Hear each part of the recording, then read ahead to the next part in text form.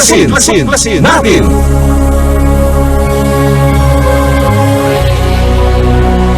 Ang palatuntunan sa radyo na tutuklas ng dapat malaman ng sambayanan. Maninindigan sa katotohanan. Tatalakayin at hihimayin ang mga kaalamang pangkalusugan, siyensya at teknolohiya, agrikultura, ekonomiya, maging mga usaping legal at isyung panlipunang dapat ibahagi, magsisilbing tulay ng mga karaniwang tao upang maiparating sa pamahalaan ang mga mungkahi, hinaing at pulso ng bayan, ipaglalaban ang karapatan ng mamamayang Pilipino, babatikusin ang mga salot sa lipunan, pupurihin ang mga gumagawa ng kabutihan at naninindigan sa katotohanan. Tuklasin natin! Ang tuklasin natin ay handog sa inyo ni Cathy Cruz.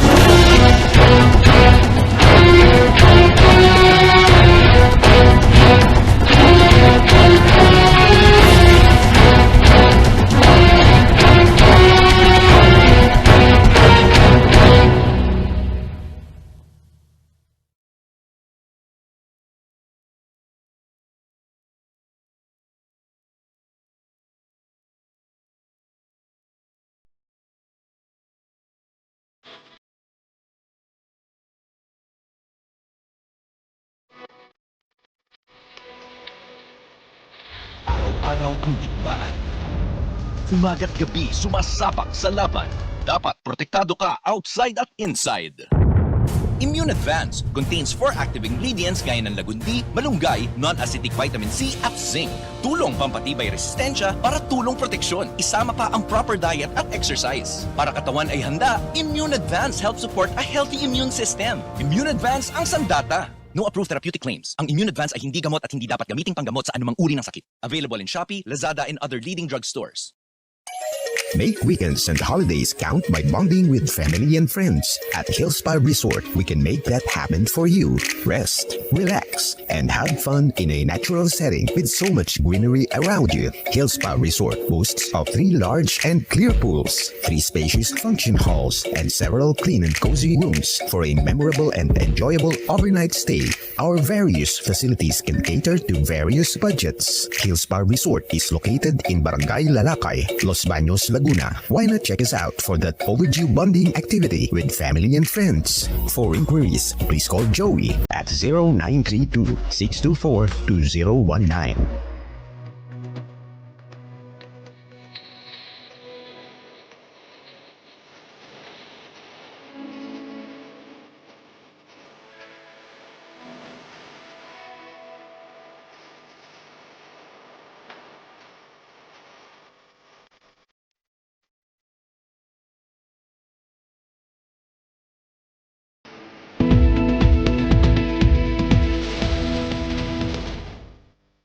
Diyos maraylaan daw sa indong gabos ng mga kabanwa. Magandang araw, Pilipinas! Magandang araw, Luzon, Visayas at Mindanao.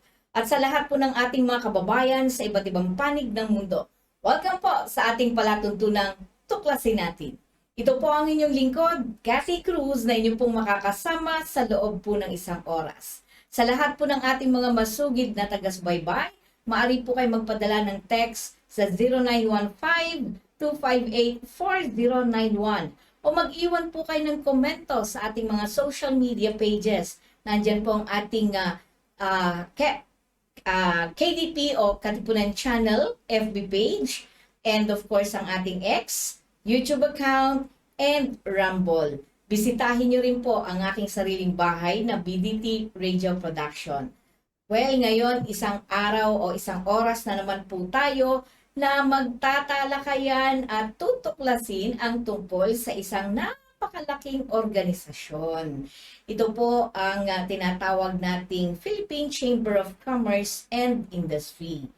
Kung ano ito, samahan ninyo akong tuklasin natin sa pamamagitan ng ating, kilalang-kilala ito, lalo na pagdating sa DOST, no? Dahil isa po siyang mahusay na negosyante, magtataka kayo, dahil siya po ay isang babae. Di ba? Karaniwan po kasi na may-ari ng mga negosyo ay mga lalaki at ang ikabibigla niyong lalo kung ano ang klase ng kanyang negosyo ay trabaho panlalaki po. Dahil puro po paggawa ng makina ang kanyang mga ginagawa. Kung anong mga makina to, mamaya malalaman po ninyo. Anyway, hindi ko na patatagalin dahil ang ating pong makakasama ngayon ay hindi lamang ang Pangulo ng NISCO Philippines, kundi siya rin po ang Regional Governor ng Philippine Chamber of Commerce and Industry ng Kamanaba. Magandang hapon po sa inyo, Ma'am Yoli de la Cruz. Magandang hapon, Miss Cathy, and thank you for the opportunity of inviting me sa show mo, sa inyong teleradyo program. Nako, isang karangalan po ito at sa 3 beses, I guess, o ika-4 na beses ng aking pakikipanayam sa inyo, Ma'am Yoli. Kumbaga, suki na po namin kayo. Lalo na pagdating po sa pagnenegosyo, siyensya at teknolohiya, Ma'am Yoli, ay talaga ikaw talaga, o komersyo, pakikipagnegosyo, no? Lalo na po sa iba't ibang klase, partikular sa mga food industry natin na kung saan ay sa inyo madalas nanggagaling yung mga makina, no? Pero bago yan, maganda sigurong tanungin muna kita para sa kapakanan ng ating mga tagapakinig. Bago ka naging Philippine Chamber of Commerce and Industry Kamanaba Regional Governor, ay ano ba ang pinagkakaabalahan mong negosyo, Ma'am Yoli?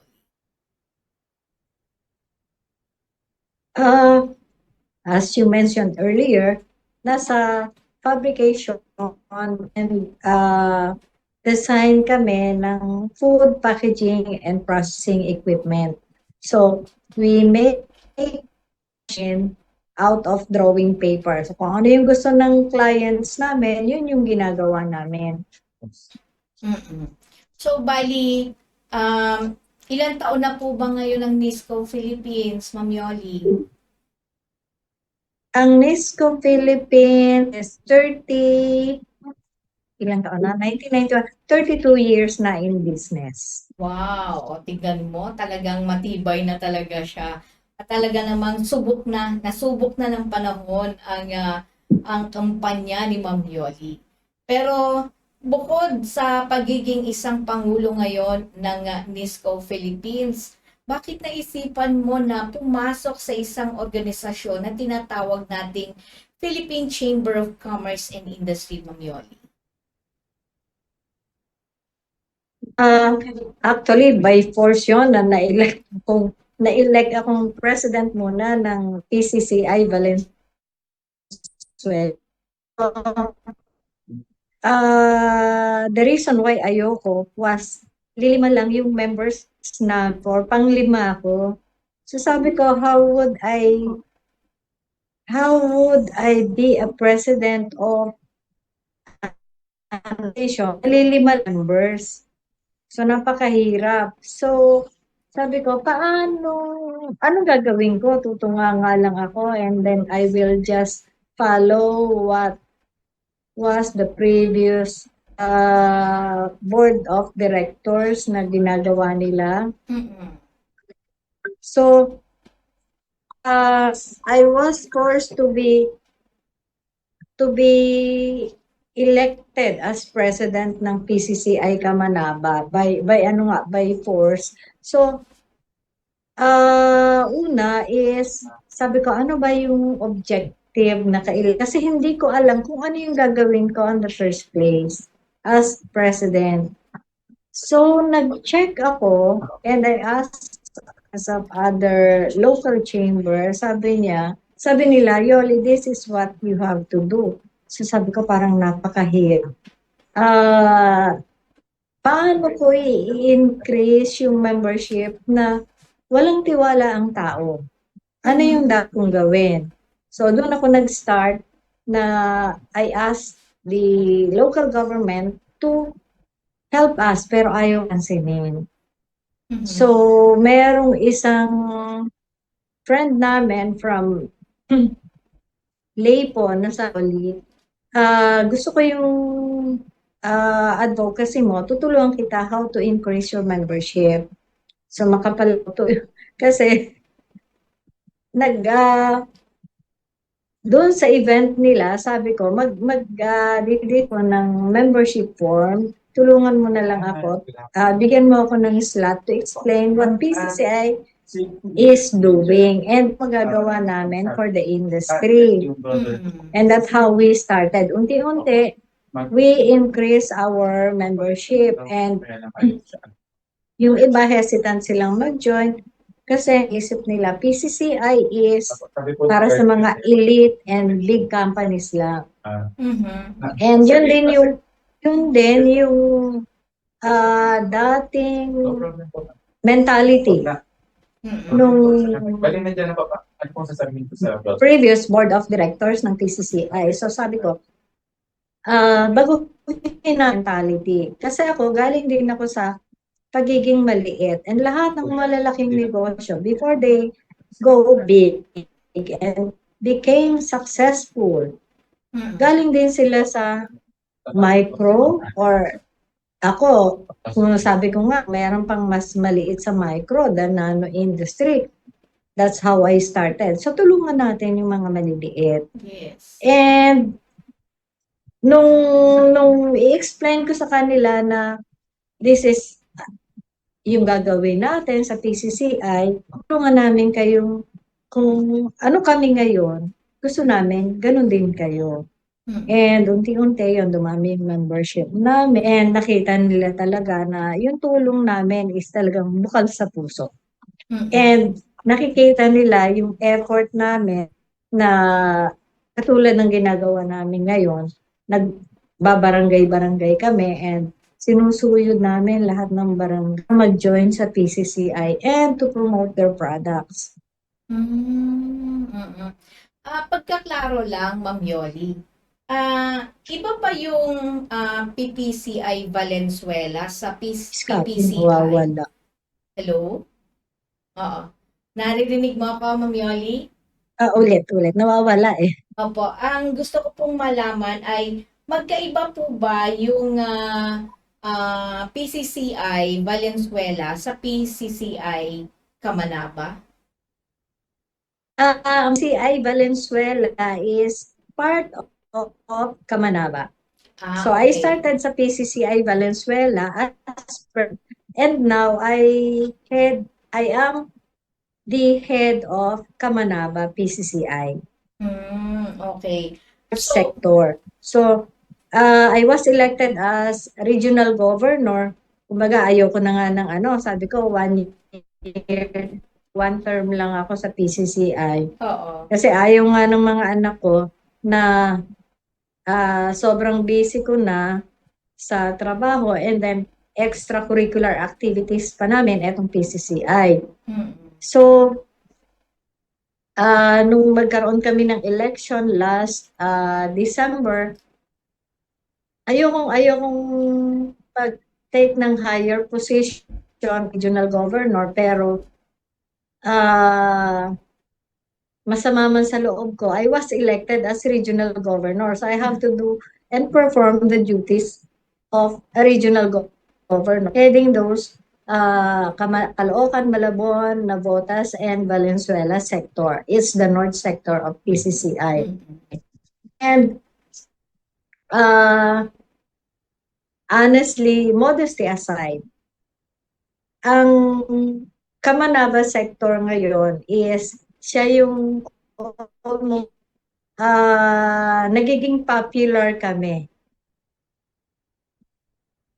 ahead of Quezon City. Kasi Quezon City is dating sila yung very popular. But this time, since magagaling yung aking mga presidente and very cooperative and nakikita nila lahat ng ginagawa namin sa Valenzuela.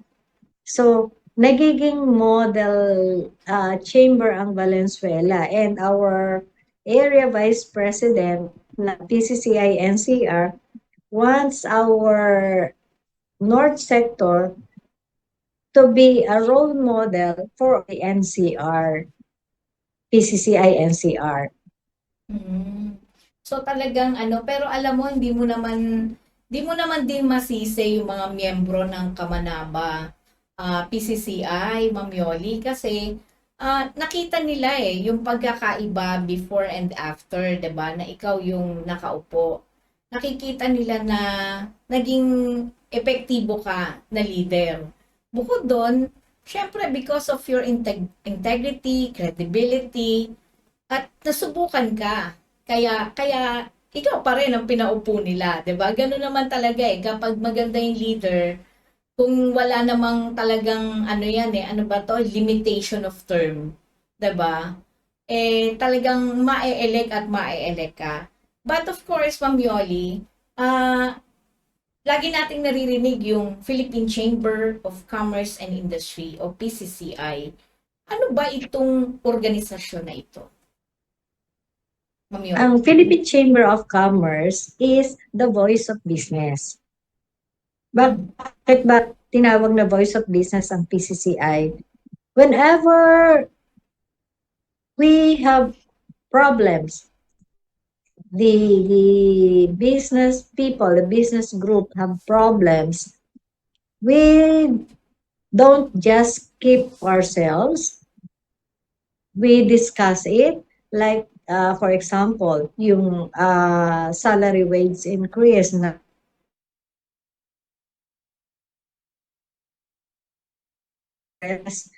for them to decide. Kasi ang workers ang directly magiging benefited. But ang tingin namin dito sa PCCI, they are using, the Congress is using the workers for their benefits. Bakit? Bakit ba for their benefits? Kasi ang lapit na ng election, di ba? So, parang nagiging political. Sorry. Ma'am Yoli, may mga portions kasi na napuputol ka. You can drink muna ng water. Hindi ko alam kung bakit. Kanina okay ka naman, but all of a sudden medyo nagkaroon ng problema yung ating yung ating signal. May mga paputol-putol. Yung word Okay. napuputol, pero nitong lately medyo mas mahaba na siya. Hindi ko alam kung bakit. So, Pero sa akin naman clear ka. oo, hopefully, kasi nagre-recording tayo, so kung clear naman ako, okay lang. Kaya lang dito, parang ganun yung ano. Anyway, pwede po bang pakiulit lang natin yung kung ano yung Philippine Chamber of Commerce and Industry o PCCI, Ma'am Yoli? Okay. Ang Philippine Chamber of Commerce is the voice of business. Bakit the voice of business? Kasi whenever there are issues that we have to tackle, we just don't keep it to ourselves. Instead, dinadala namin yan sa higher ups like sa Senate, sa Congress, and also maraming government agencies concerned in which we can discuss all the concerns na meron ang mga negosyante. Hindi lang isang negosyante, but for all those business people who are affected ng mga magiging decision ng government. Ano po ba ang mga example po ng mga tinatawag natin na mga nagiging problema ng mga nagnenegosyo o ng PCCI, Ma'am Yoli? Napakarami. Let's say for example, pagka nagkaroon ng price increase, and then yung latest natin is yung salary wage increase across the board, which will affect not only the workers, most of the business people, maraming magiging affected, and mas maraming maliliit na negosyante or negosyasara because of the salary wage increase. And hindi naman directly magiging benefited ang mga workers. Instead, sila yung unang-unang tatamaan ng price increase because saan mo kukunin yung adjustment ng na Sahod. ibibigay mong increase sa sweldo mo? Of course, sa product na ibibenta mo. Oo nga. So, pagtaas ng sweldo ng worker, sa product na ibebenta natin. So, ganun yung chain reaction. So, lahat halos ng nasa business industry, especially the PCCI members, are not agreeable with the salary increase. Instead, ang point namin dito sa PCCI is find another solution para maging benefited ang mga workers. Hindi yung tataas mo yung sweldo, pero sila rin yung number one na apektado. Oo. Pero sa ganyan po bang mga issue, meron po ba kayong ang PCCI mismo ay merong inihahatag na solusyon o lunas, ika nga, sa mga ganyang pagtaas ng ano? Ako, I personally understand kung bakit. Kasi sabi nyo nga kanina, pagka nagtaas ka ng sahod, ang impact niyan is mag-i-increase din o tataas din yung halaga ng produkto ninyo, 'di ba? Pangalawa, kung yun nga yung ano madalas kong tinatanong din noon kay Chairman Butch kasi Chairman Butch Valdez, who happens to be the founder and the past president ng Katipunan ng Demokratikong Pilipino dahil namatay na nga siya. But he is also a CPA at naiintindihan niya kung ano, kung di ako nagkakamali, siya ay naging member din ng Philippine Chamber of Commerce and Industry sa Nationals.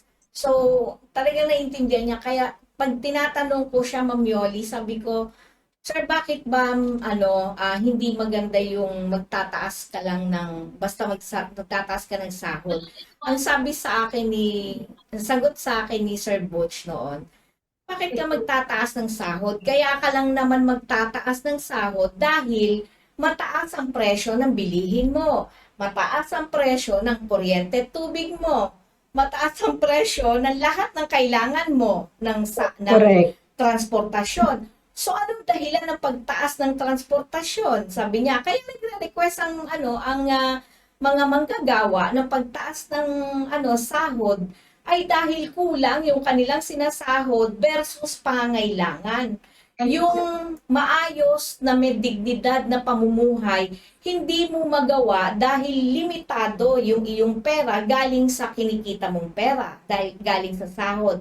Pero kung ang gagawing desisyon o hakbang ng pamahalaan daw ay hindi ang pagtaas ng sahod, kundi ang pagpapababa ng public utilities, ng kuryente, tubig, ng bilihin, lahat daw makikinabang negosyante at ang mga manggagawa o ang kabuuan, ang lahat ng Pilipino, di ba? Kaya sabi niya ganon, maling-mali ang kanilang konsepto sa pagpapataas ng tinatawag nilang pagpapataas ng sahod. Dahil yan, lalo lang yan magpapahirap dun sa mga negosyante, maliit man yan o malaki at kahit sa manggagawa dahil parehas pa rin yan lalo na sa mga bumibili ng mga produkto. Sino ba ang mga mamimili? Hindi ba lahat tayo? Yun ang explanation sa akin. Yun ang paliwanag sa akin ni Chairman Butch. And I agree with that. Kasi once na tumaas yung presyo, once na tumaas yung presyo, etong mga workers, sila yung unang-unang apektado. Correct. And bakit apektado silang unang-una? Mas maraming businesses yung magsasara. Bakit magsasara? Because they could no longer afford to pay the salary of the workers and hindi nakikita ang negosyo. So, the result will come out na magsara yung kumpanya and mas marami magiging unemployed. So, mas maraming mawawala ng trabaho. Instead of isipin ng gobyerno na ibaba yung bilihin, ibaba yung cost of living para lahat benefited. Ang tanong ko dito, Ma'am Yoli, kayo ba sa Philippine Chamber of Commerce and Industry ay kung walang maisip ang pamahalaan natin ng ganitong hakbang, kayo ba sa PCCI merong ganitong inilalatag sa pamahalaan? Yes, meron. That's why nagkaroon kami ng position paper na nasa Congress ngayon na although we are waiting for the decision ng Congress kung ano yung magiging response nila doon sa position paper that we have submitted. And hindi lang ito actually sa NCR. It's buong PCCI national. So meron kaming Visayas, Mindanao, North Luzon, South Luzon, and then sa NCR. Nagkaisa kami para magkaroon ng position paper sa Congress. That's why na-hold yung salary increase na gusto ng mga congressman and senador. Ma'am Yoli, can you mention us kung brief lang kung ano ang nakasaad sa position paper ng PCCI na isinumite po sa Kongreso o Senado? Pinoint out namin yung consequences na if the salary increase is implemented, mas maraming negosyo yung magsasara. And yun nga, as I have mentioned, pag nagsara yung mga negosyo, sino ang apektado? Mas maraming workers yung apektado because sila yung mawawalan ng trabaho. Mas marami, and hindi lang yung mawawalan ng trabaho, mas marami ang magugutom na Pilipino. Okay, ma'am. Bukod po dyan, wala na po kayong inilagay po na mga impormasyon pa sa position paper po ninyo ng PCCI? Meron, napakahaba ng position paper namin. Nakapost po ba yan sa PCCI? Oo, napakahaba ng position namin. And kami, lahat ng regional governors, so nationwide yun, lahat ng regional governors kasama dun sa nag-sign ng position paper namin sa Congress. Opo. Pero sana kasama po dun sa nakaakibat din sa position paper na isinumiti mo. Yung sinasabi kong pagpapababa ng Yes, kasama yun. kasama po. It's included. Kasama yun. Reduce the cost of... kopya para ma-hype natin ang posisyon ng PCCI. nasa ano yun? Nasa national. Nasa national. O sige po. National na Ako po'y yung position paper. makikipag-ugnayan sa national ninyo. Kasi kinakailangan mailabas po yan. Alam nyo po, yan po kasi ang madalas na hindi tinitindigan ng maraming organisasyon. Kasi alam nyo po, sa totoo lang po, kami sa Katipunan ng Demokratikong Pilipino, kami, dahil ang Katipunan Channel ay nasa ilalim ng KDP, ay ng pamamahala ng KDP, ay talagang ang posisyon po namin ay ang pababain ang halaga ng mga public utilities natin. Yang kuryente at tubig, as far as low as sabi nga ni is kaya raw na 50% discount ng lahat ng subscribers ng Meralco, kaya raw 'yan ng Meralco. Hindi raw sila malulugi diyan. Kahit po yung mga That's true. That's true. And isa yan sa nandoon kasama sa position paper namin, hindi lang yung but lahat ng utilities na kailangan the government have to look into. Kasi ganda ng discussion, gamit ng kuryente. Naghang po kasi kayo. Sabi ko, ang ganda ng discussion. Ang ganda ng discussion, tapos naghahang tayo. Okay, balikan ko po uli yung kanina, yung sinasabi ninyo na kasama yan doon sa doon sa tawag dito, position paper po ninyo, yung 50% discount na pagpapababa ng lahat ng public utilities natin. So kasama yan, ma'am, dun sa Ma'am Yoli, sa position paper po ninyo. Yes, kasama yung reduction ng cost ng utilities like the electricity, the water, and then yung sa transport, kasama yan lahat sa sa position paper natin. Kasi unang-una, yung electricity, yan ang main Need. cost ng ating manufacturing cost. Yes. So kung mapapababa nila ang cost of electricity sa Pilipinas, actually, Philippines is the most expensive Number one. nation dito sa. So kung mapapababa yung cost of electricity natin, yung power cost natin, napakalaking effect sa mga industries na katulad namin. So bababa ang cost ng product sa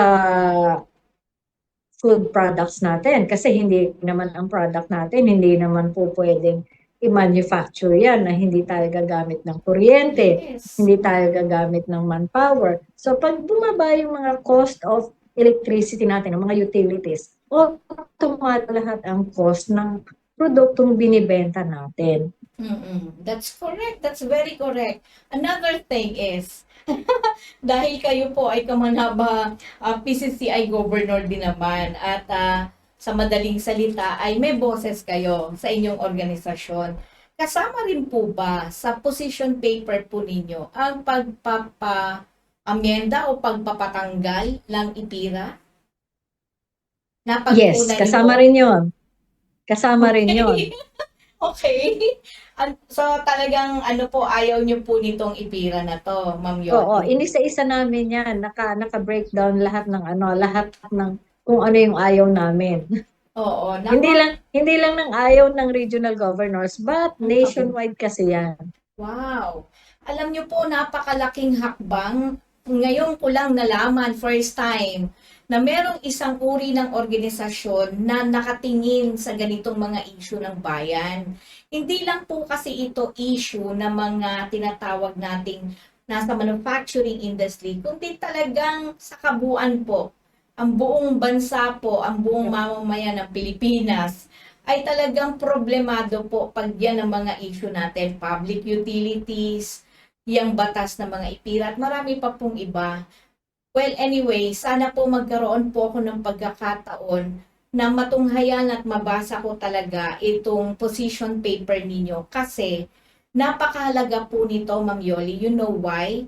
Na malaman din po ito ng taong bayan dahil meron pong mga organisasyon na pwede pong sumuporta po sa inyo, like the United Filipino Consumers and Commuters, na matagal na rin po nilang sinisigaw ang kaparehas na sinisigaw po ninyo. At So, actually, Miss Cathy, isa sa member namin, trustee namin sa North Sector, is member ng, meron kasi siyang mga supermarket and groceries, Oo. and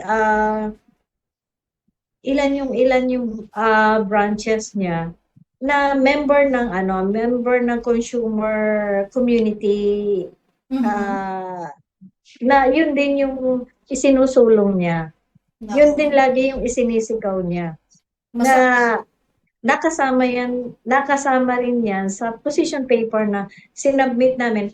Pero hindi siya kasama dito sa last position paper na sinubmit namin. It was submitted, I think, a year ago. Hindi pa lang ina-actionan ng Congress yung aming ibang position paper. But we continually submit position papers for all the issues that we are encountering. Opo. Naku, alam niyo po, napakahalagang nalaman ito ng ating mga tagapanood po ngayon.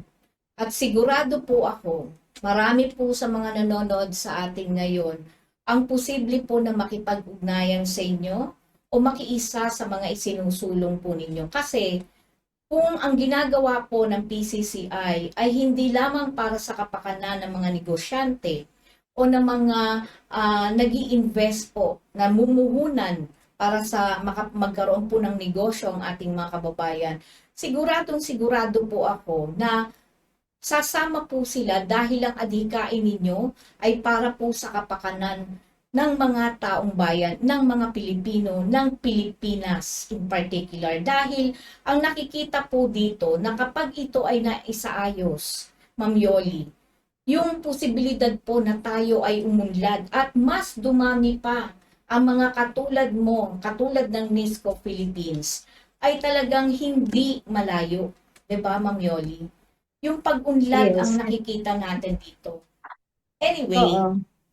going back doon sa about sa BCCI, um, ilan po ba kayong kasalukuyan, may estimate po ba kayo na kasalukuyang miyembro ngayon ng kabuuan o kahit po ng Kamanaba kung saan ikaw ang regional governor ng Kamanaba PCCI?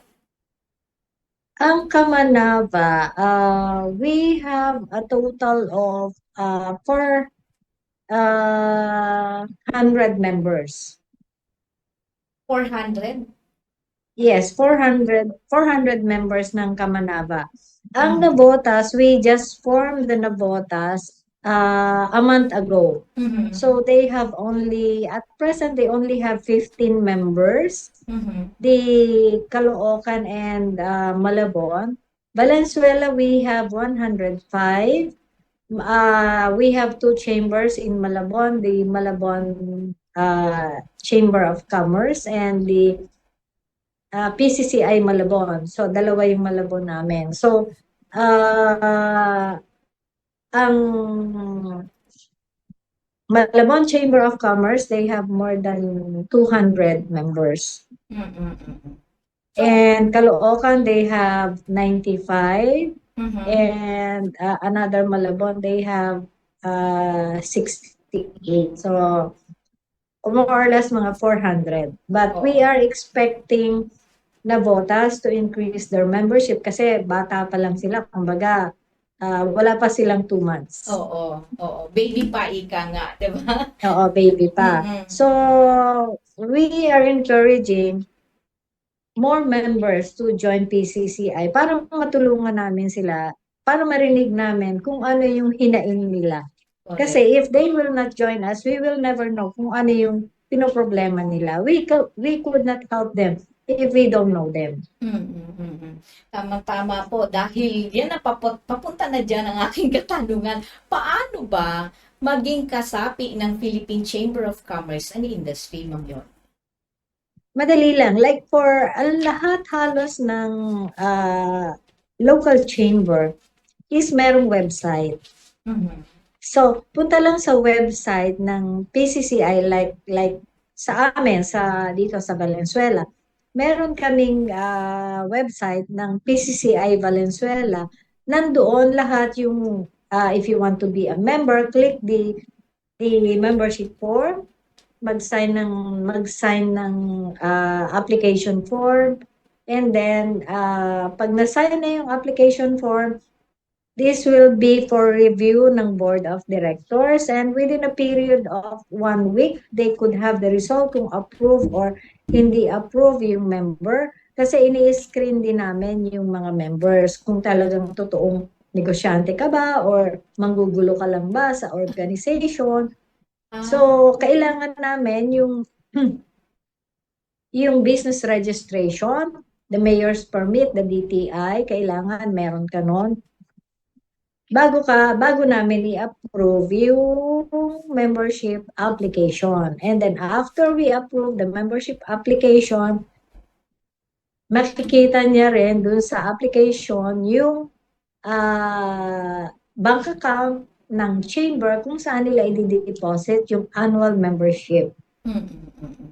Ma'am Yoli, gaano po ba katagal na dapat, kasi di ba kung baka mamaya pwede siyang magparehistro bilang isang negosyo o meron po bang tinatawag tayong parang limit, at least 3 years na tumatakbo ang iyong negosyo, 3 to 5 years? Meron po bang ganon sa PCCI bago nyo kilalanin o bago nyo payagan na maging kasapi ng PCCI? Not necessarily, kasi meron kaming mga nano members, mga bagong members na sa amin na lumaki. Okay. Ayun yung purpose namin. palalakihin ka namin. We will help you grow. Yun ang PCCI. Oo, ang galing. So talagang kumbaga kahit baby ka pa lang tatanggapin ka. Tapos Yes, as long as ihuhubog nyo na sincere lang. ka. As Mm. long as sincere member ka. And being a member is just being a member to be there. Kailangan yung sincerity and responsibility being a member is nandoon. Kasi we have our regular monthly meeting that they have to attend, especially for the board of directors, and quarterly meetings for the members. So, andun yung updates, andun yung mga programs, and kailangan updated sila sa aming group chat, sa aming Viber group and Facebook Messenger group chat. Lahat ng members nandoon. Mm. So, kung ano yung activities na ginagawa namin, kailangan they have to be updated para matulungan namin sila. Nako, kaya yung ating mga nanonood ngayon na nagnanais at may negosyo sila na nagnanais na sila ay maging kasapi ng PCCI, nandiyan naman si Ma'am Yoli, lalo na kung kayo ay nasa lugar po ng Kamanava area, yan. Pwede po kayo makipag-ugnayan sa website, i-google nyo lang po o hanapin nyo po sa Facebook page na napakadali nyo pong mahanap po yan. Anyway, Correct. ang kasunod pong tanong ko, no, Ma'am Yoli, ay syempre ang PPCI po, kayo sa Kamanava in particular, mas marami kayo, mas maganda. Pero syempre, meron po kayo mga tinatawag nating mga balakid o mga challenges na kinakaharap po ninyo. Bagamat may mga na-mention na kayo kanina, sa inyong organisasyon, ano po ba yung mga nagiging problema nyo para sabihin natin na matiyak ninyo na yung miyembro ninyo ay uunlad din siya kasabay po ninyo? Ma'am Yoli. Binibigyan namin sila ng briefing on how to improve their products. Ako kasi nagme-mentor sa kanila. And before we give them inductions, meron kaming tinatawag na charging. Ano ba yung charging? Information on how to be PCCI member. And for them to improve and palaguin, lumago yung negosyo nila, kailangan maging active ka. Hindi yung member ka nga, pero hindi ka naman nag-a-attend ng meeting. And during the meetings, we discuss many things. Kung ano kasi yung mandate ng national, ng NCR, yun yung ibinababa namin sa mga local chamber, which they have to implement. Na binababa namin sa lahat ng members. Kailangan updated ka lagi kasi kung hindi ka magiging updated, mapapag-iwanan ka. Mahihirapan kang makahabol kung paano mo gustong palakihin yung negosyo. Meron na po ba kayong mga masasabi nating patunay o mga sabi nating success stories na nagawa po ng PCCI Kamanava? Ma'am Yoli. Marami. Yung pinadala ko sa iyo, ang daming nandoon. Ako, iisa-isahin natin yan. Pero, Ang daming nandoon. marami po. So, bali, ano po yung mga programa? Kinategorize nyo po ba yung mga programs ng PCCI Kamanava? Ma'am Yoli.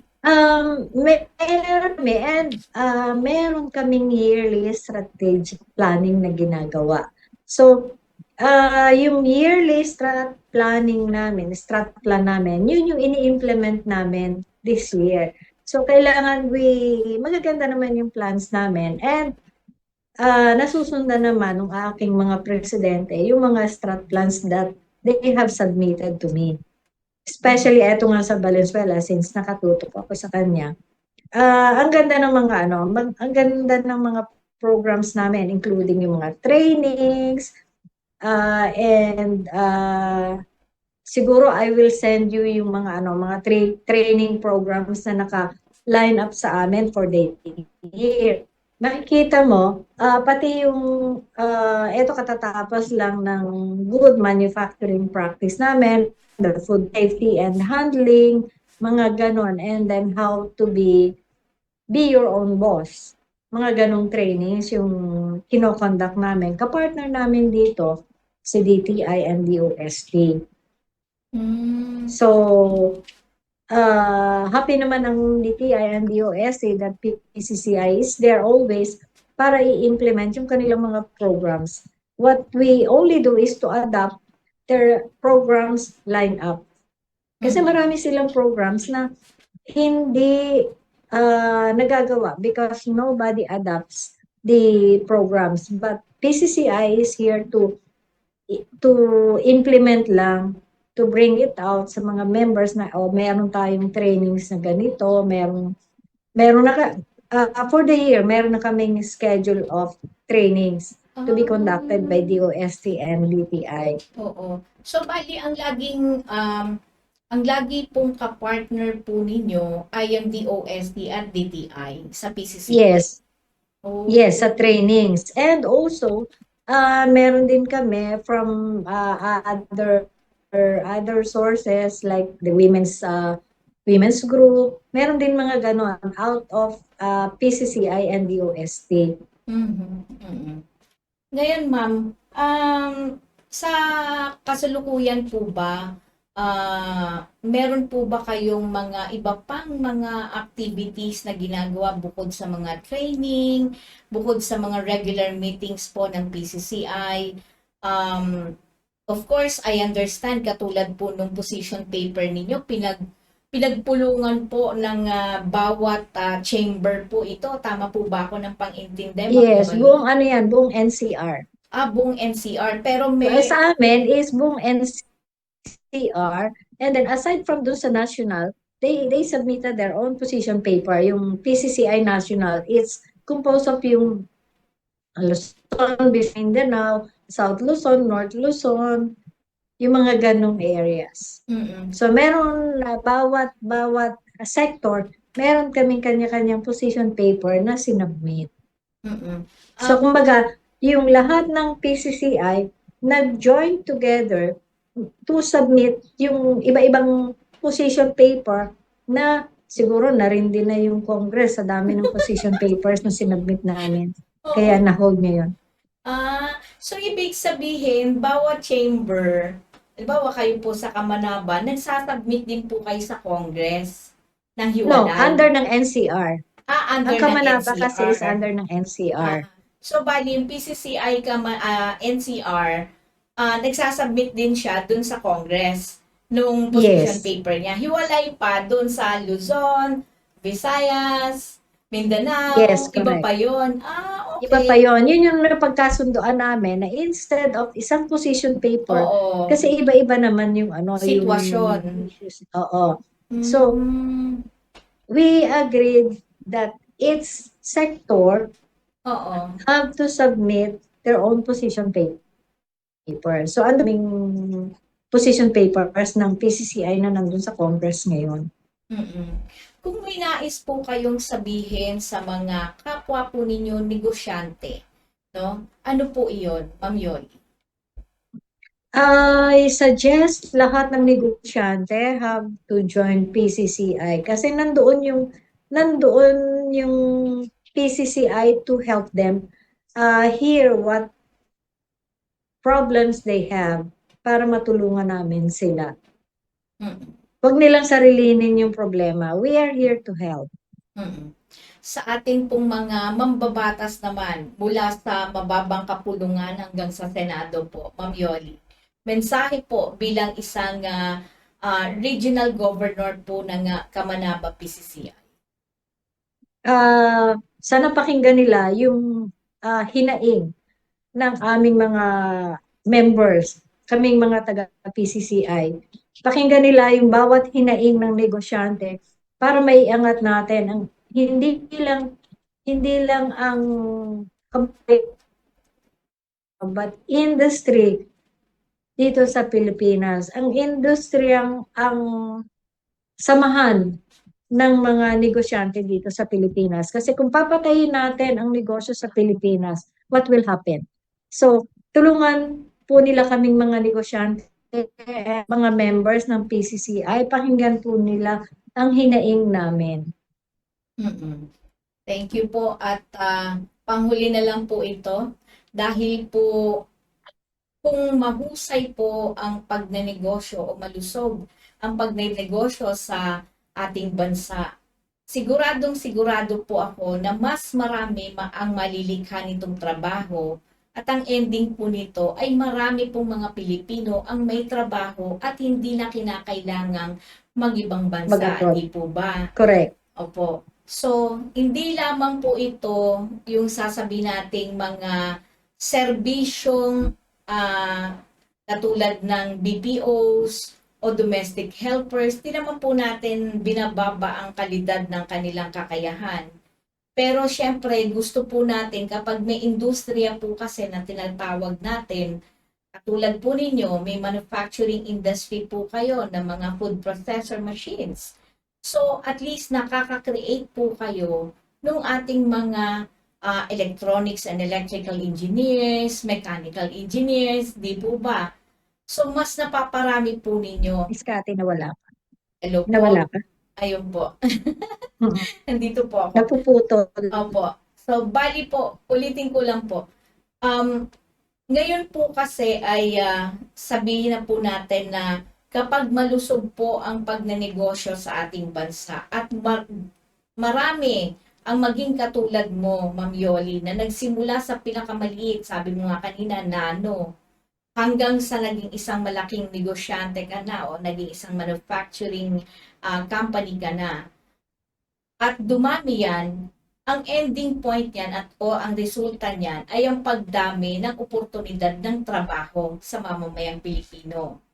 'Di ba? Correct. So, sa pagdami po niyan, ay sigurado ako marami po ang makikinabang ng mga Pilipino, di po ba? Ang tanong ko po dito, Ma'am Yoli, meron po ba tayong pakikipag-ugnayan din sa Department of Labor and Employment para nang sa ganon ang ating mga mamamayan ng mga walang trabaho ay pwede ring makatulong o makapag-provide ang PCCI ng trabaho sa mga naghahanap ng trabaho, Ma'am Yoli? Actually, meron kaming program dyan. It's a program between the government and PCCI. Meron kaming OU, Memorandum of Agreement, dito sa mga schools na yung mga graduates, kasi ang dami nating unemployed ngayon. Mga business matching natin, yung mga graduates na makahanap ng trabaho. Meron kaming program sa PCCI and also the LGU na we are paying these mga job seekers to adapt etong mga job seekers na to between PCCI member companies. Mm-mm. So hindi lang yung mga unemployed na newly graduates, but partner so doon sa mga graduating students na naghahanap, tinatanggap ng PCCI. Meron kaming memorandum with those schools para sa amin mag-OJT and in the long run, pwede namin as a company, pwede namin i-adapt sila as regular worker in the future. So, okay, last na po. Bago magpinit ang ating palatuntunan, mensahe sa ating mga kababayan, Ma'am Yoli. Mensahe po ninyo sa mga kababayan po natin na nanonood po ngayon. Sa mga kapatid na nandito at nanonood sa yung programa, mag-join po kayo ng Philippine Chamber of Commerce and yung mga maliliit na negosyante, bigyan niyo po ang pagkakataon ng PCCI, matulungan kayo hindi lang po sa inyong paglaki and magabayan po kayo sa inyong para kayo umunlad at makilala. And huwag po kayong mahiya na lumapit sa mga taga-PCCI. Kasi hindi po kami yung mga elite na sinasabi nila na mahirap lapitan. Kami po yung tulong. And hindi lang po yun, kami pong mga taga-PCCI, mga mentors din po kami ng Go Negosyo. Kung naririnig po nila yung Go Negosyo, pag meron pong events ang Go Negosyo, may po kami doon na nagme-mentor sa mga gustong mag-negosyante and yung mga problemadong negosyante. Tutulungan po namin, binibigyan po namin sila ng advice and most of them, yung uupo po sa harapan namin na parang bit sa kanilang balikat, aalis po sila at tatayo sa harapan namin ng nakangiti. So, I hope of them. Mm-mm. Thank you so much, Ma'am Yoli. At muli, kapag meron kang update, nais mong ibahagi sa ating mga kababayan na maaari nilang pakinabagan din, ay bukas po ang palatuntunan po ng tuklasin natin para po sa inyo. Ma'am Yoli. Okay, thank you very much. Okay, inyo po nga napanood si Ma'am Yoli de la Cruz, ang Regional Governor po ng PCCI Kamanaba. At nako, napakarami po nating nalaman. Ngayon ko lang, first time kong nalaman na meron palang position paper na isinumite ang sa Congress at sa Senado, ang ating mga PPCI chamber. Anyway, with that, maraming salamat po sa lahat po ng mga tumutunghay po ng tuklasin natin. Please like, share, and subscribe ang ating pong Facebook and YouTube, gayon din ang ating pong X. At sa lahat po ng mga masugid naming taga-subaybay, lagi po kayong sumubaybay po sa Katipunan Channel. Sundan niyo po ang ating mga programa rito, particularly ang Maestro, ang Rita Gadi Chronicles, and of course, tuwing araw po ng linggo, ito po ay sabayan din pong nagsasahimpapawid sa pamagitan po ng radyo sa DZXL 558 kHz AM band. 2 oras po yan ang ating Katipunan. Kasama po natin ang Pangulo ng Katipunan ng Demokratiko Pilipino, walang iba kundi si Itos Valdez. Kaya sundan nyo po yan, lagi nyo pong makikita yan sa ating Katipunan channel. Maraming salamat din sa ating masipag na technician na walang iba po kundi si Ver Archivido. Hanggang sa muli po, ito po ang inyong lingkod, Cassie Cruz.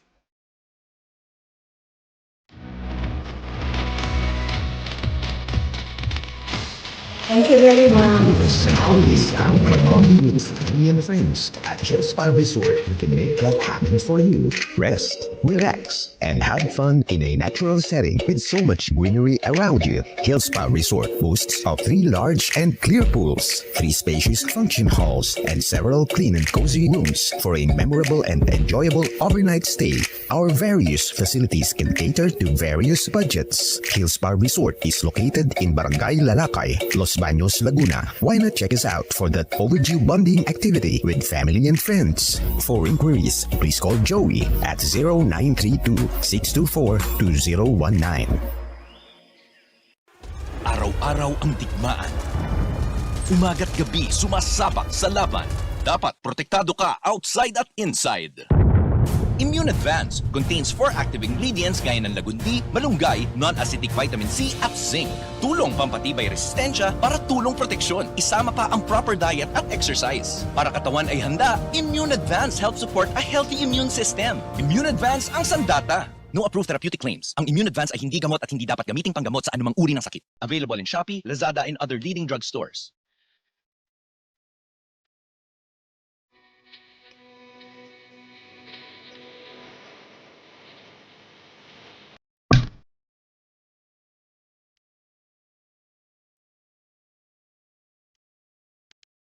Inyong napakinggan ang palatuntunang Tuklasin Natin.